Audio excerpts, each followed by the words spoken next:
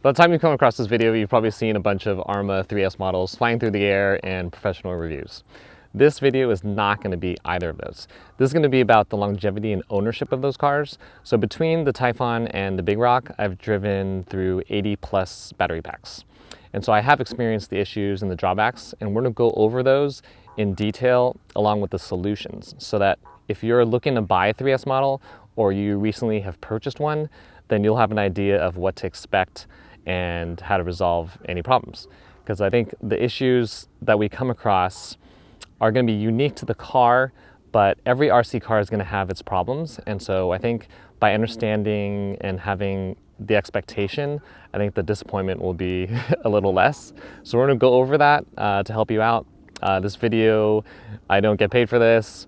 This is just because I figured I'm going through the issues with the car myself. I figured I'd kind of document it and share it with you guys.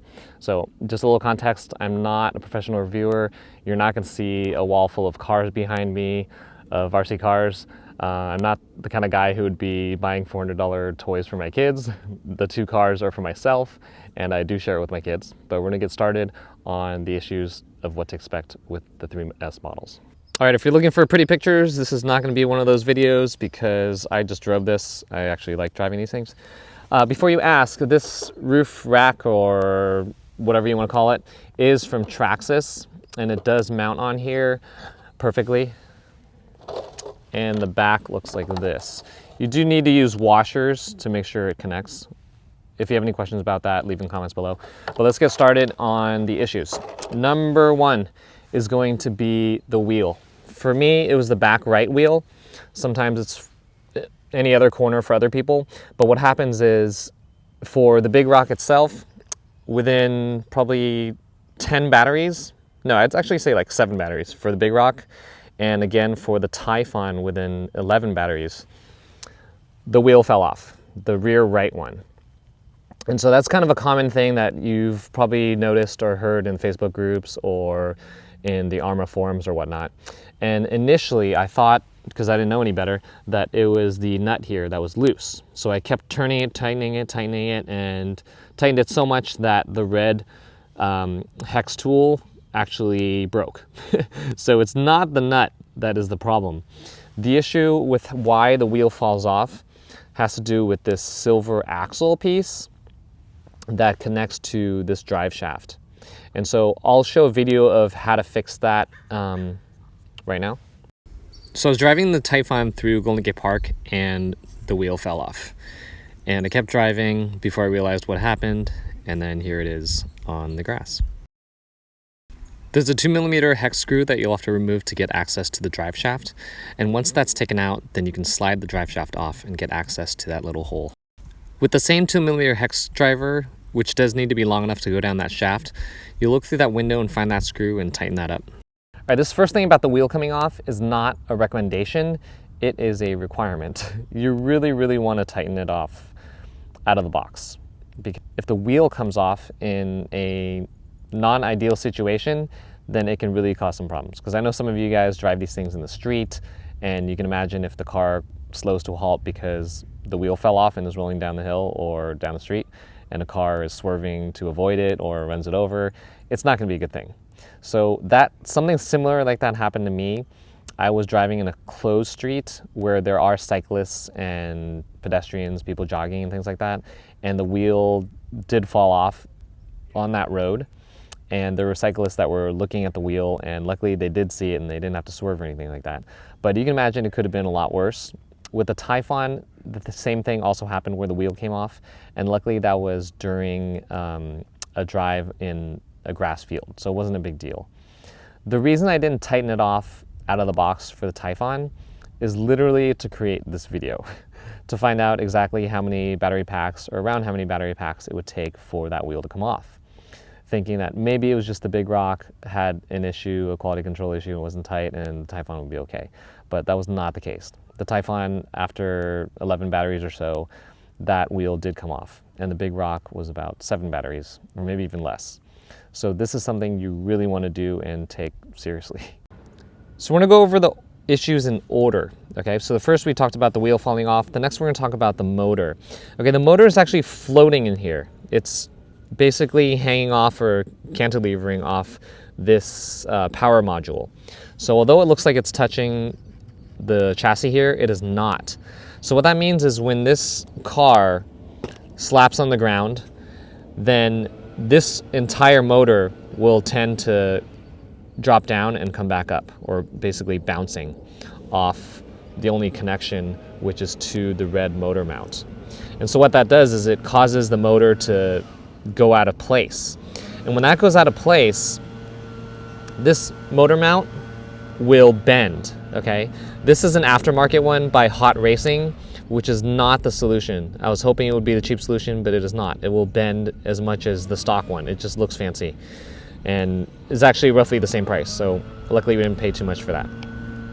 But again, this is floating here, and during aggressive driving of your car, if it hits something or if it slaps on the ground or landing on a jump, this thing will tend to bend the motor mount.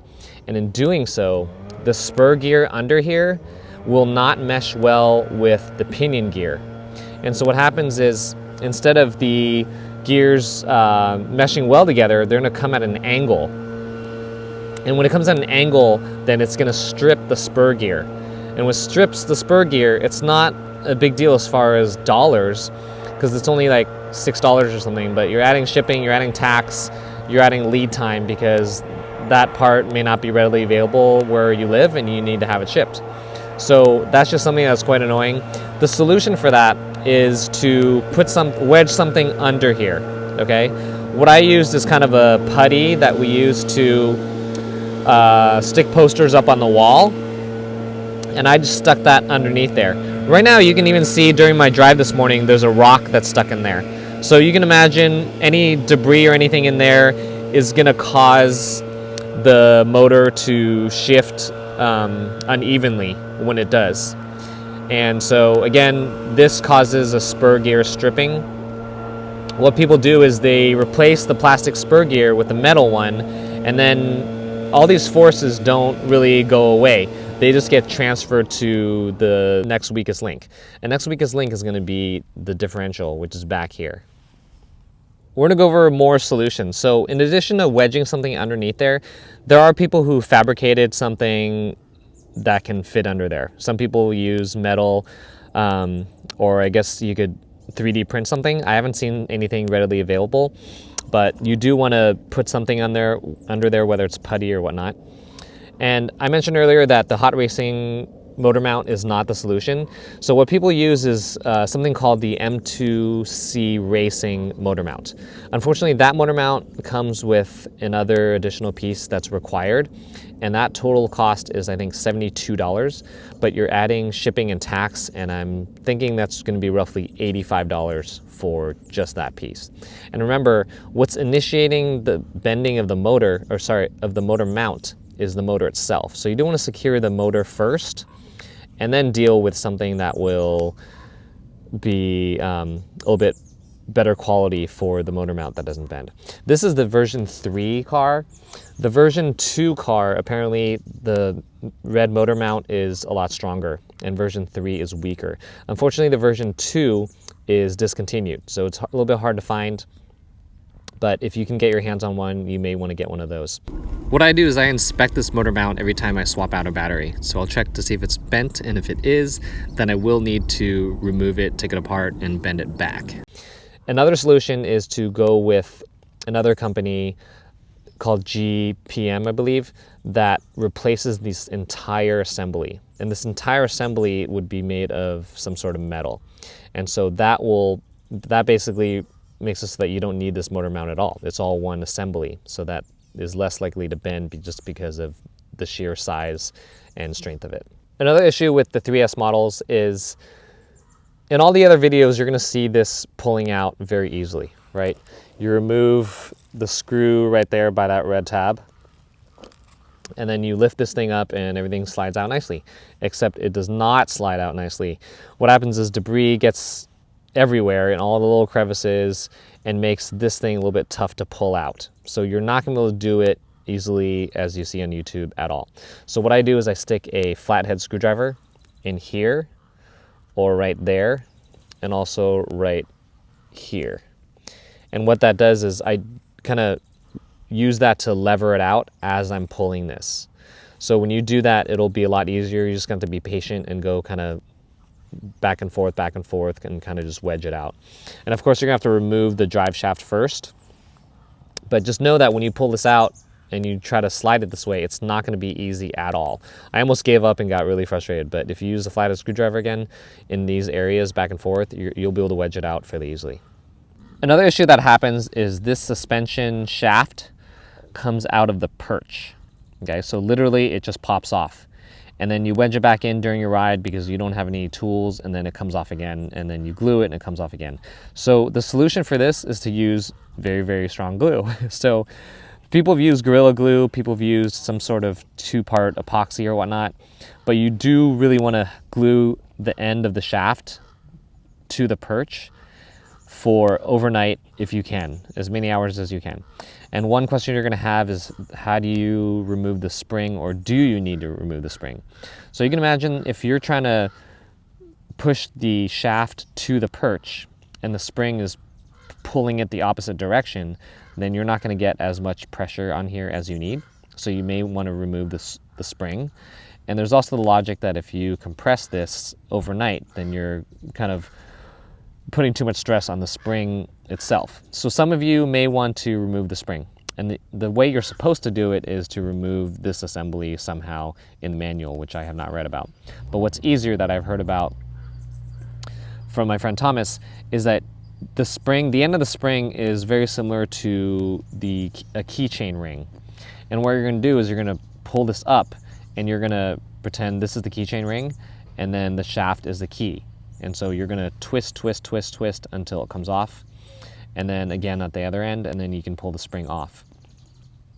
Then what I did was I super glued the shaft to the perch and I compressed this as hard as I could. And I used actually a clamp from Harbor Freight Tools.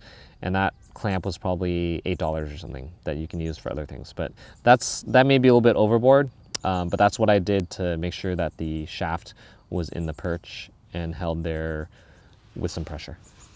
You may have noticed that there's something missing in my battery tray, and that's because this piece actually sheared off from the weight of the battery.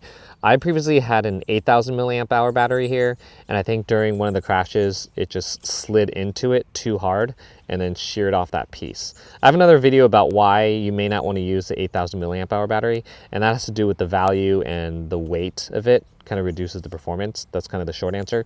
But this here is a 5,200 milliamp hour battery and a hard case. I'll do a video about why I choose hard case versus soft case, because I know there's arguments for using soft case. And so the solution for this is to put Velcro. So on some of the other batteries, I have Velcro underneath the battery and then on the battery itself to secure it tightly. One thing I recommend you doing so that this thing doesn't go flapping around is to put the wire underneath this strap, and that just secures it better. And you may notice the hook here is missing, but that hook, you may or may not know, is for the battery wire, and that just keeps everything kind of nice and tight. And during that time where the battery slid out, I think that may have yanked it out, and so that's why that's broken. Another thing we want to talk about is the drive shaft. And so this drive shaft is great in the sense that it's telescopic and you can pull it out easily. However, debris, meaning little rocks, get stuck in here during your drive. And you can imagine while it's doing that, this thing is spinning and is causing these grooves, okay? So a rock is in there, this thing is spinning at a high rate of speed and causes grooves. And so eventually, if you don't get rid of that rock, you don't shake it out or you don't notice it's there, this thing will wedge in so much that the entire drive shaft snaps at the location somewhere along here. And so I have had a 3D printed piece that covers this whole thing, and I was not able to put it on right. When I tried to remove it, it snapped and broke. It's also kind of a pain to put that on because of the way it attaches. So, because I like to pull out the module as I'm cleaning the car, and I do wash the car fairly often. So right now, every time I change the battery packs, I will look and make sure there's no debris in here, and I'll turn the car upside down and I'll start shaking it. So far so good. You do see some grooves here, and it's probably gone through maybe 15 battery packs to get to this point. This is my second drive shaft. They cost about $11 to $15 depending on where you get it from. Now comes to the steering, okay? Oh, let's talk about the servo. So this is a replacement servo because the servo indeed is very, very weak. So the stock servo, I believe, is less than 8 kilograms of power. And so that broke after, I would say, maybe 25, 30 batteries on this big rock in particular. For the Typhon, the servo broke probably within the same time frame, I'd say. So the servo is something you're going to have to replace. It's not a matter of whether you will, you very likely will. So servo, again, is something you do need to budget for. And this particular servo is the Amazon special for $20. And you do need to buy a $5 or $6 servo horn, which is red and about that size, and that goes underneath. This video, it's not in the scope to show you how to fix that. I'll send a description below of Phil, who made an excellent video on how to replace that. That's step by step, which is really good. Another thing about the steering is the reason I have this 3D printed piece. My friend Benji sold this to me, and I thought I'd put this on here. What happens is rocks get stuck under here, okay, under this red piece, and it gets in the way of the servo arm, and it prevents the wheels from turning. So while you're driving in gravel or whatnot, rocks get in there. And so my theory is that rocks get in through this hole right there, okay? And that hole you can't cover because it's the clearance for turning the wheels. You can see the servo arm right there needs to go back and forth. So rocks get stuck in there, and then ones that don't come out here will stick in there and basically get stuck, and then it prevents this from turning. So you do have to go get the car, turn upside down, because you're not going to want to really turn it more than it can. You do need to take that debris out, or it's just going to make the servo more stressed and harder to deal with. So this is where rocks can also come in or out. So if rocks come in here, that means the rock is small enough to wedge in there, and I would imagine that it would be small enough to come out. So I don't think the access for where the rocks are an issue are coming in through this hole. I strongly believe that it's coming through this hole. As for the solution for that, this 3D printed piece has worked so far, so I may be wrong about where the rocks are coming in from, because since I had installed this maybe 10 battery packs ago, I haven't had issues with the steering being an issue with rocks getting stuck in there. So I could be wrong. We'll just have to wait and see. The last known issue is not something that I've experienced myself, despite having driven at least 60 plus batteries through this big rock alone. But it is something that I've seen being reported a lot on the forums. So we're gonna talk about that now. I can't speak to it out of experience because it hasn't happened to me, but it's something you may want to be aware of. It seems like enough people have had that experience where you may want to expect that. That issue has to do with the drive shaft. Okay, for those of you who are new, that's not to be confused with this drive shaft. So this is called the center drive shaft, but when people say drive shaft, they generally mean this piece here. Okay, so what happens is that metal rod holds this piece, this assembly together. Okay, and then that piece comes off of this piece. So basically it's undrivable once that falls off. That to me was surprising that I've heard so many people have that issue, because when I purposely actually removed this piece myself intentionally so I could screw the axle onto this piece manually. This was before I learned of the proper way to do it, which is to separate this piece from this piece and stick a 2mm hex wrench through here.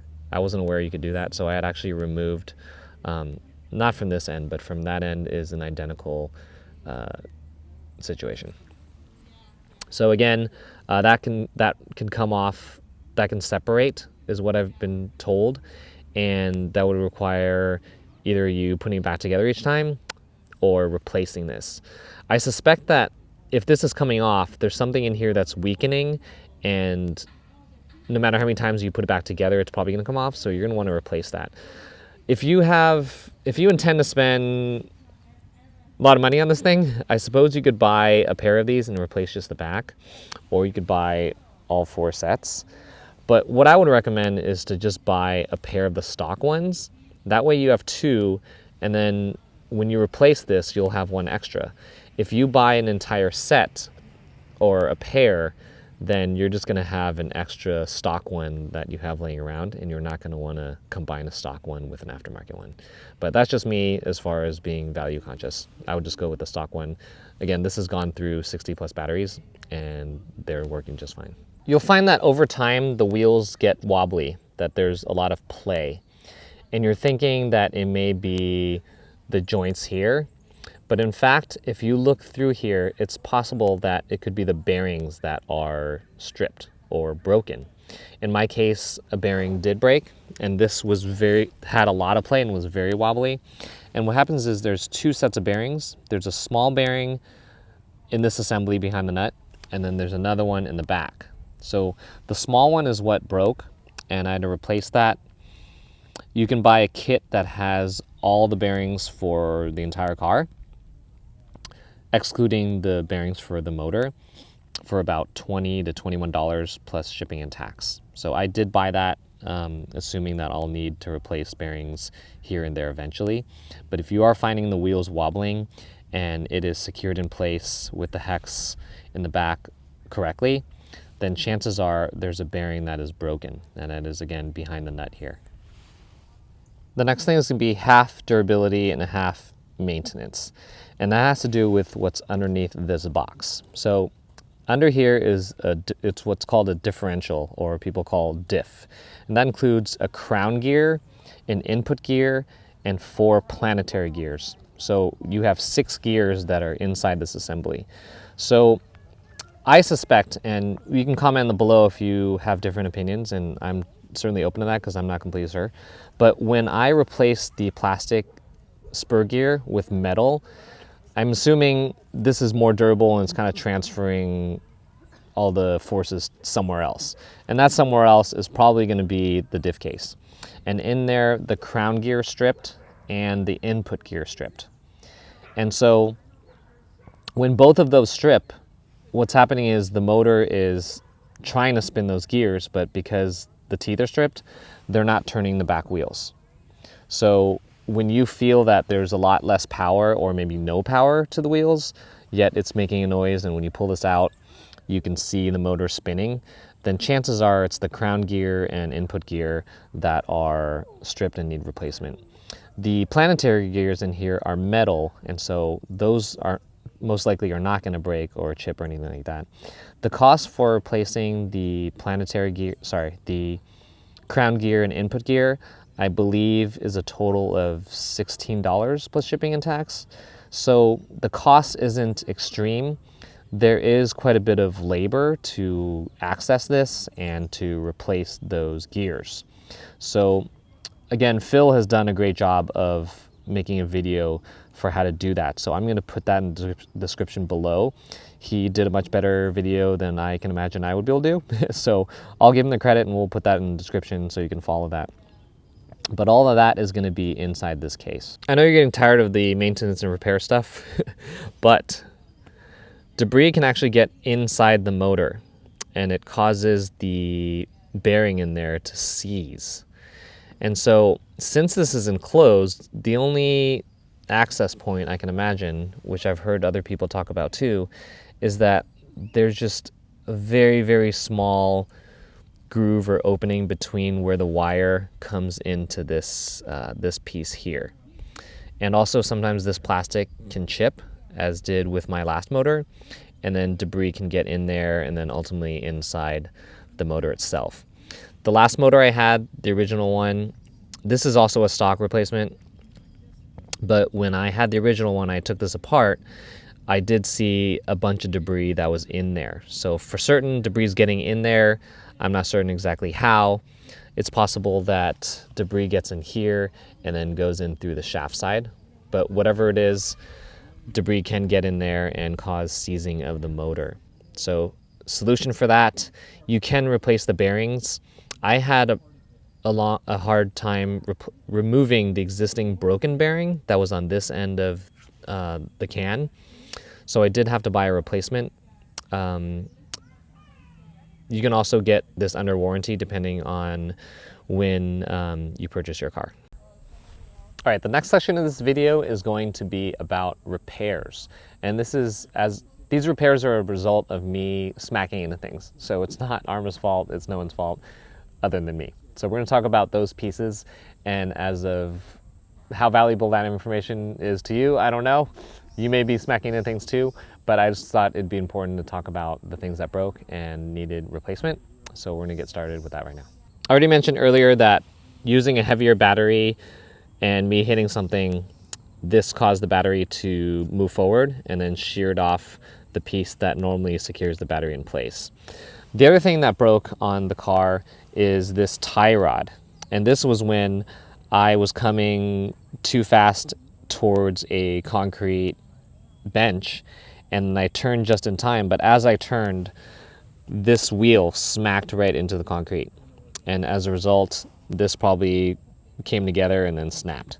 So this piece, you buy 2 of them for I think $7 or $8. So it wasn't expensive, but it was hard to find as far as local hobby shop because only one of them had it. And I live in a place where there's no local hobby shops. The closest 3 are gonna be about 45 to an hour away. That was the only other thing that broke. I am on my second set of tires after about 60 battery packs. So I run this on both pavement and grass. So this isn't going to be an estimate of how long your tires are going to last, but I just wanted to mention that so you don't think that my tires aren't balding after 60 batteries, because the first set is gone. It was actually just a pair. So I did replace all of them, but I do have another pair, I think it was the front pair, that is still okay, that I may end up using in the meantime when I order new ones after a couple of these start to wear out. Another piece that I replaced is this wheelie bar. And so what happened was during probably a jump or a landing or I smacked something, it started to break here. So this thing was just bending, and I kept using it, and then eventually it didn't snap all the way, but it was pretty close to a point where if I'm wheeling, then it's not gonna hold straight. So I ended up replacing this piece. Yes, this is the original body. After 60 battery packs, this is the original body. I'd only put this piece on maybe 10 battery packs ago. I did have to replace a couple of or actually one of these tethers, only because I think my friend or I yanked it too hard. But the other 3 are the stock ones and original from before. So these bodies are actually pretty durable, pretty strong. I haven't had issues with this. Obviously you're gonna see some wear here and along the edges here, but it's been working out pretty well as far as 60 battery packs, and it's still in fairly good shape. So I do have a backup one in my garage, but I'm gonna keep using this until something actually cracks.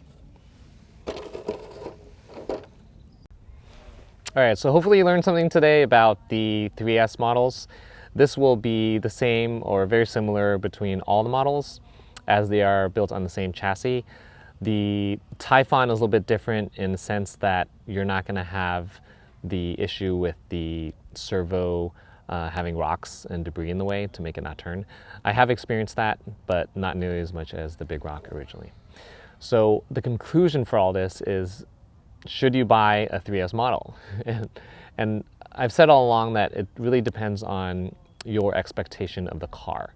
So in the beginning, my first RC car was in 1998, and that was a HPI RS4 Pro 2, and that was a 4-wheel drive touring car.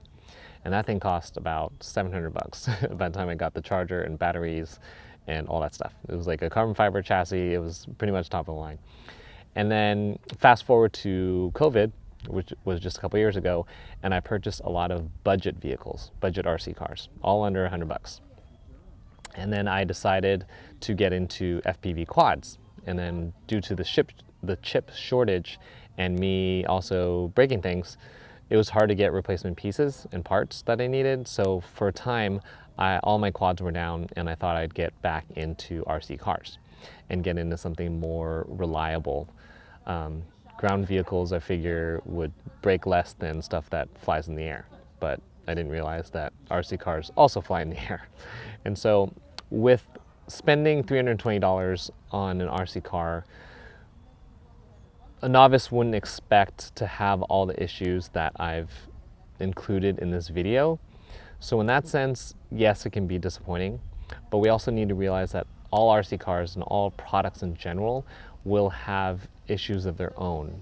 And I don't think we can expect anything or everything to be perfect, especially when we're buying these cars to abuse, in a sense.